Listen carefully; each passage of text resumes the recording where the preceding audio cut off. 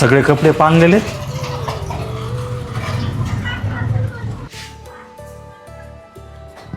सगळं किचन बी घाण झालं. राहुल, कल्पना कुठे आहे? का माहिती वहिनी नुसत्या सकाळपासून नुसत्या मेकअपच करायला लागल्या आणि काही काम पण नाही करीत.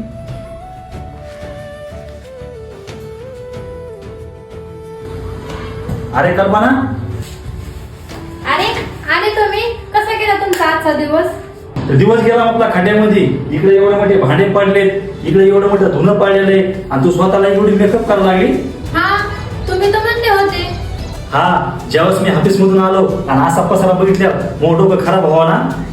नाही, तुम्ही तर म्हणले तू दिवसभर काय करते, आरामच करते. मग मी आज विचार केला आज हिरवा मी मेकअप करायचा आणि तुम्ही तर म्हणले की माझ्या अंगाचा वास येतो आणि मग मी आज किचन मध्ये जाणार नाही आणि स्वयंपाक बनवणार नाही.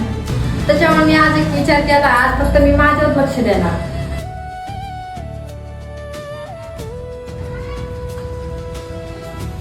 काय झालं आता इथं कशाला आले? सॉरी कल्पना, मी तुला विनाकारणच बोललो.